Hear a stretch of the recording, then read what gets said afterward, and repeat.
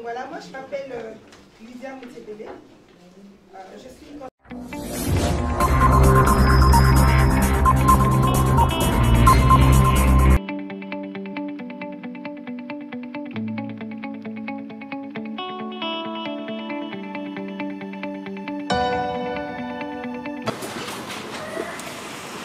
Alors j'invite Madame Lydia Moutiébélé à s'approcher en vue de prêter le serment constitutionnel.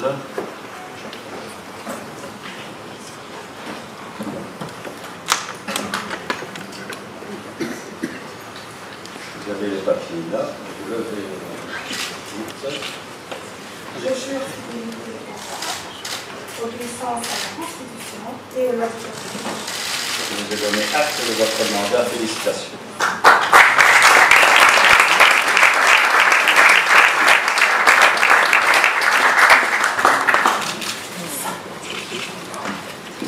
Je dois maintenant donc procéder au tableau de préséance des membres du Conseil communal avec effet ce jour, 26 juin 2017.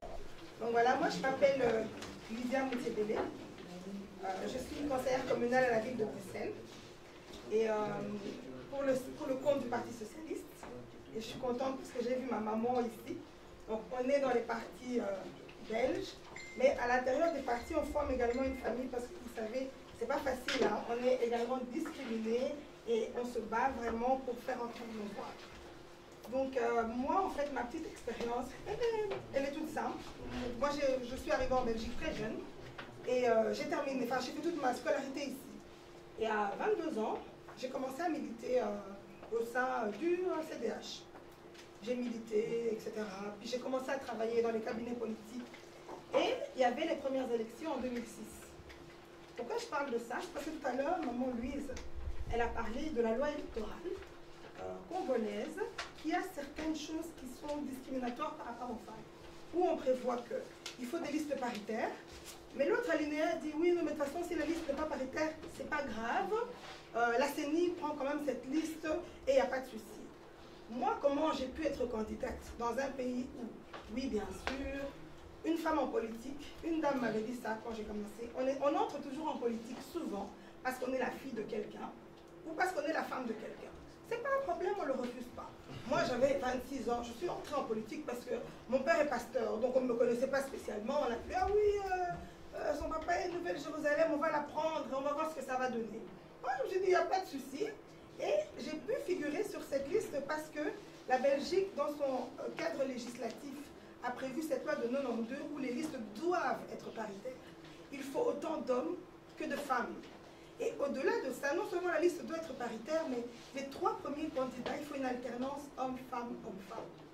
Donc, c'est comme ça que, au CDH, aux élections communales, il y a 47 candidats à la ville de Bruxelles, et on a du mal, hein, même ici, on a du mal à trouver les femmes parce que les femmes n'ont pas envie de s'engager. Mais, nous, on est contentes parce que grâce à ce système de parité, ça permet à des personnes comme nous, comme j'ai des outsiders, on nous tire comme ça, on nous balance sur des listes, et puis voilà. Et à la surprise de tous, en 2006, j'avais 27 ans, je suis élue. Au CDH, ils se sont dit, qu'est-ce qu'on va faire? Là, on commence à me dire, tu dois démissionner. Wow, parce qu'on ne s'attendait pas. Il y a des gens qui font les campagnes. Tu es encore jeune, tu as encore beaucoup de campagnes à faire. Pour moi, comme je suis une petite têtue, qu'est-ce que je fais? Je rentre chez moi, j'éteins mon téléphone. Je reste comme ça en off pendant 2 semaines. Puis le temps, et puis finalement, c'était trop tard. Vous avez essayé, tant pis, je suis là, j'y suis et j'y reste. Je fais mon mandat au CDH et puis, comme vous savez, c'est pas facile hein, d'être femme en politique. Il n'y a pas qu'au Congo, même ici. Hein, d'être femme et puis d'être quand même jeune, hein, c'est pas facile. Parce que, noir, oui, c'est oui, trois handicaps. T'es femme, t'es jeune, t'es noir. Donc du coup, ton intelligence est un peu mise entre parenthèses. On oublie que tu es licencié en droit de l'ULB, que en fait tu connais rien du Congo, que tu as grandi ici, donc tu es belge. Donc tu es brimé. Puis à un moment, moi je me suis dit non, je ne vais pas mourir ici quand même. Je change. Je change de parti, le CDH ne correspond plus à mes valeurs. Je pense que j'ai assez donné. Et je suis mandataire, donc je suis la bienvenue partout, tout le monde me sollicite, je vais au Parti Socialiste. comme je suis conseillère communale sortante, je suis bien placée. Donc il y a un retard. Et en 2012, on a essayé de faire des listes carrément. Bon, la loi demande que les 3 premiers candidats ne soient pas du même sexe, mais dans les partis par courtoisie, on essaie de faire une alternance homme-femme, homme-femme, homme-femme. De sorte que je pense que j'étais 20e sur 47. Je venais d'arriver dans le parti, hein, c'est un gros parti, donc pour moi, je dis, ah, c'est bien, c'est déjà ça. Et je ne suis pas élue en 2012. Je ne suis pas élue. On m'envoie comme conseillère au CPS, le plus grand CPS du pays. Oh, je fais 3 ans et puis je décide donc je vais au Congo. Et je pars au Congo. Et là, je vous ai dit que j'étais conseillère communale. En fait, j'étais bien placée, donc du coup, j'étais suppléante. Parce que il y a ce système de parité qui permet aux femmes quand même de se retrouver quelque part. Et même si on se bat, mais du coup, il y a ce système paritaire qui nous permet d'exister. Je pars au Congo, je fais mon expérience au Congo, et le bourgmestre Yvan Mailleur a commis quelques petites malversations. Et la chance sourit de mon côté, on m'appelle où j'étais. T'es où? Je dis, je suis à Kinshasa, prends le premier avion, c'est quoi? Oui, tu vas prêter serment lundi. Je fais, ah ok. Et du coup, je me retrouve encore dans la machine. Pourquoi? Parce que la loi belge prévoit en fait ce système paritaire qui permet aux femmes de se retrouver. Pourquoi j'en viens là? Moi, j'étais au Congo et j'ai quand même sillonné les institutions. Et le problème, au fait, des femmes, c'est les femmes. Maman nous a parlé de l'article 13. Mais au fait, moi, si j'étais une femme de l'UNC, moi, j'allais militer pour que la première chose, on n'a pas besoin de se retrouver au pouvoir nécessairement, même de l'opposition, même du Parlement où on est. Il faut que cet article, l'alinéa 4, il faut que cet alinéa 4 tombe pour qu'on puisse avoir des listes paritaires. Est-ce que vous avez déjà vu un bulletin de vote au Congo en 2012? En 2011. C'était, je ne sais pas combien de pages, c'est un journal. Mais si on met 6 hommes à la première page, vous pensez que la madame fatiguée qui vient des champs va commencer? Oui, bien sûr. Si elle a son candidat, elle va chercher. Mais il faut également, non seulement il faut ce système paritaire où il faut absolument qu'il y ait des listes paritaires hommes-femmes, mais il faut également qu'il y ait des listes zébrées, au fait. Parce que c'est très bien que les femmes se présentent. C'est très bien d'avoir autant de candidates femmes. Mais on ne va pas voter pour elles parce que déjà, non seulement on n'a pas d'argent, mais également au niveau du système législatif, ça ne marche pas. Et puis il y a encore un autre article de la loi électorale, je vais finir par là, c'est la loi qui dit que le plus fort doit rester.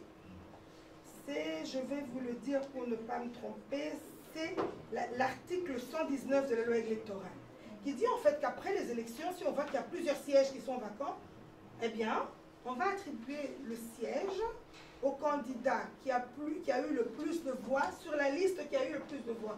Mais cet article, mais ça c'est une porte ouverte pour nous les femmes, on peut dire qu'on va attribuer ce siège-là à la femme qui a eu le plus de voix, dans le parti qui a eu le plus de voix, c'est facile. Le plus fort reste une femme.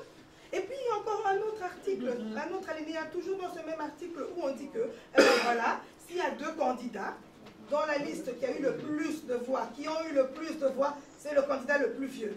Mais là aussi on peut dire, c'est la femme la plus âgée. Alors, je pense que si vous, au sein de l'UNCDH, je suis très contente de voir que la secrétaire chargée de la diaspora, c'est une femme. La représentante des femmes, Maman Pétronelle, agissez. Je pense que c'est les femmes qui vont parler des femmes. Les hommes, ça ne les arrange pas. Hein. Oui, ça les arrange d'être 500 et partout. Hein, c'est beaucoup mieux pour eux 500. Et puis vous savez quoi? Même dans les réunions, moi je suis conseillère communale. Quand il y a une réunion avec le collègue, on te demande à toi de servir le café. Hein. Ils te regardent. Oui, ils te regardent. Tu sers le café, bah ouais. Surtout quand tu es la plus jeune, bah, tu te lèves et tu sers le café. Bah, parce qu'on n'est pas présente. Donc je pense que c'est à nous de faire un lobbying très fort au sein des partis politiques pour que la femme puisse être représentée. Donc voilà, merci beaucoup. Merci beaucoup. C'était le témoignage de Madame Lydia. Bonjour à tous et bonjour à toutes. Merci d'avoir été nombreux à regarder notre chaîne Hérotech TV.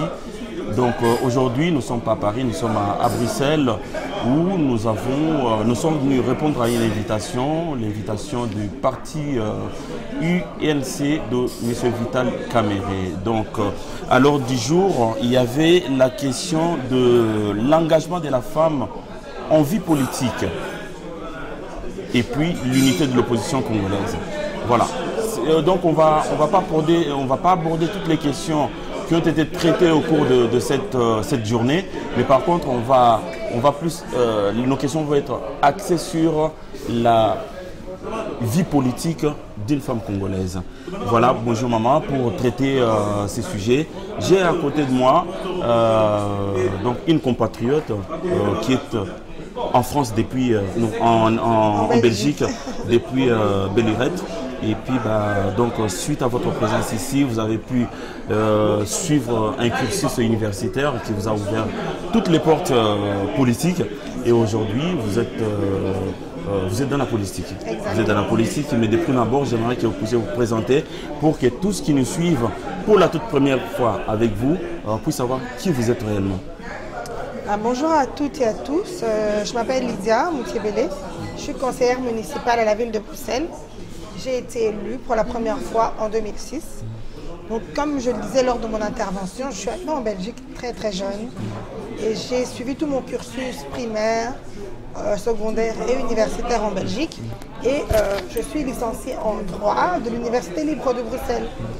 Et pourquoi je suis entrée en politique? Simplement parce que je vivais dans un pays et je voulais je me suis intéressée aux institutions du pays. Donc quand j'ai eu mon diplôme universitaire, j'ai été militante dans un parti politique. J'ai été militante, ça veut dire quoi? Quand il y a campagne, je distribue les affiches, je distribue les tracts, je colle les affiches. Je mets mon jean, je prends un seau, je colle. Comme un homme. Comme un homme. Quand il y a des activités, j'organise des activités dans ma communauté, communauté congolaise, pour que ces jeunes de la communauté comme moi puissent entrer en contact avec des politiques belges. Et puis évidemment, après les élections, il y a du travail. On choisit qui dans les partis? On choisit les militants. Donc du coup, moi, on m'a engagé dans un cabinet politique de mon parti. D'accord. De la même manière, voilà, j'ai travaillé dans le cabinet politique de mon parti où je militais déjà. Et quand il y a eu élection, eh bien, j'ai été sélectionnée pour être sur la liste et pour postuler aux élections municipales de 2006. Alors déjà, avant de continuer, qu'est-ce qui a motivé votre décision à faire de la politique? Vous vous êtes réveillé un matin, vous vous êtes dit, bon voilà, tel ou tel, puisque sachant très bien que votre papa est le célèbre pasteur communément appelé Papa Moutiébélé, donc de l'église Nouvelle Jérusalem, vous auriez pu suivre le même chemin que papa. Qu'est-ce qui a motivé votre décision à faire de la politique? En fait, moi, c'était les inégalités. D'accord. Parce que j'ai fait 5 ans à l'université. D'accord. Le droit, c'est 5 ans. J'ai fait mes 5 ans, j'ai jamais raté. J'ai jamais eu de deuxième session. D'accord. Et je pense que j'étais pas dans le bas du panier comme étudiante. Je m'en sortais bien, j'avais souvent des distinctions. J'ai eu mon diplôme avec distinction. Et maintenant, quand il fallait trouver du travail, tu vois que tes collègues blancs trouvaient du travail plus vite que toi. Même ceux qui réussissaient moins que toi. D'accord. Donc je me suis dit, je ne vais pas rester là à me victimiser, à me plaindre. Où est-ce qu'on peut m'écouter? Vers qui je peux m'adresser? Je vais aller dans un parti, je vais militer parce que c'est pas normal. En Belgique, ça doit changer. C'est comme ça en fait que j'ai commencé à militer.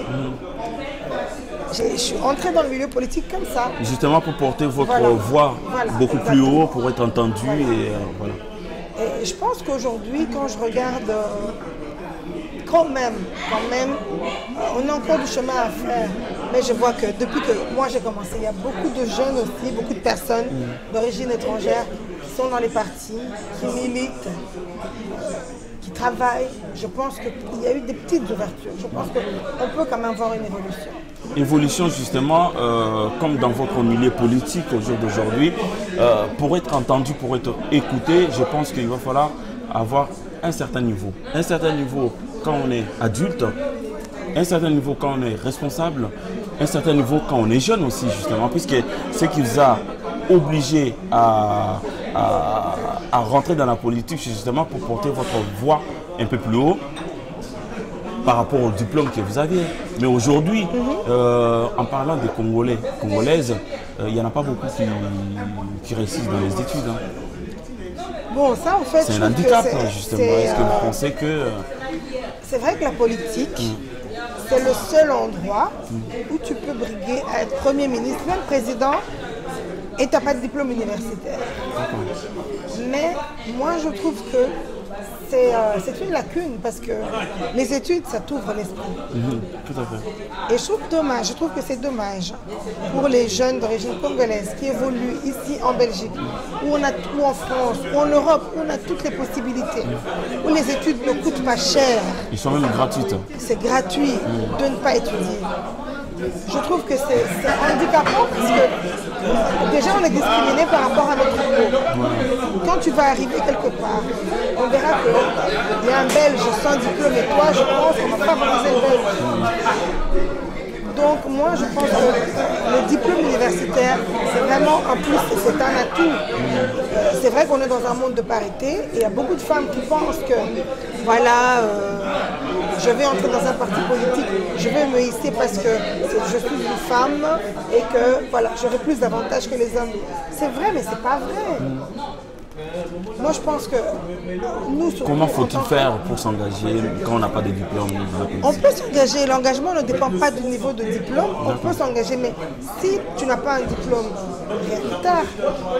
Surtout ici en Belgique, il y a beaucoup de formations qui sont qualifiantes.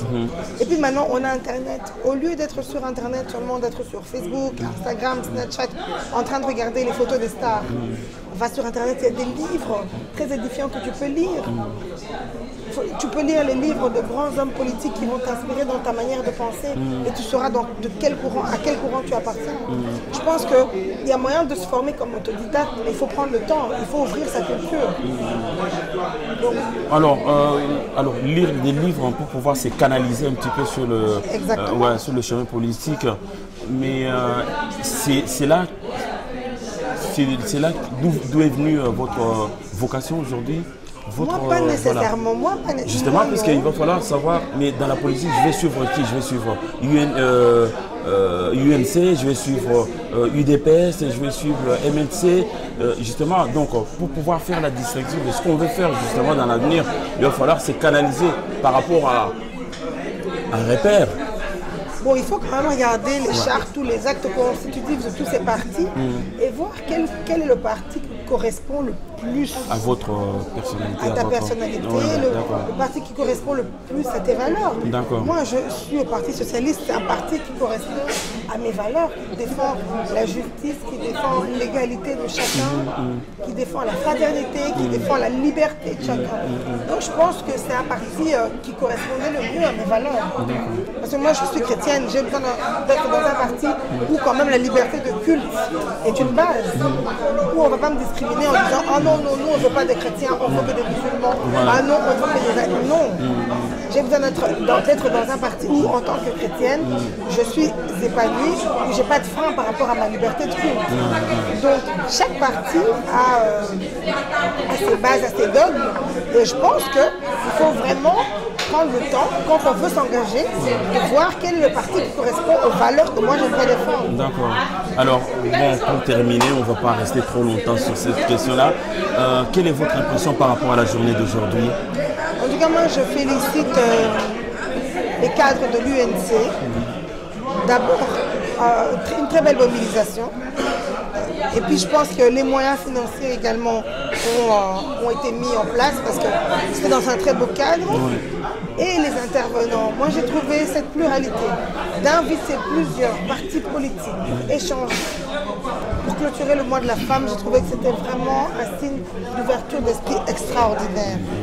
Je pense que j'ai jamais encore vu ça et je suis vraiment très honorée d'avoir fait partie du panel des intervenants. Et je suis conseillère municipale à la ville de Bruxelles, ici en Belgique. La ville de Bruxelles, c'est l'équivalent de la ville de Paris, c'est la plus grande municipalité du pays. Et voilà, j'ai l'honneur d'être élue et de représenter la population au sein du conseil municipal. Merci beaucoup. Je pense que vous allez servir de modèle pour nos jeunes qui arrivent derrière. Tout en vous remerciant pour avoir accepté notre invitation sur Eurotech TV. Bonne soirée chez vous. À très bientôt. Merci beaucoup. Merci beaucoup.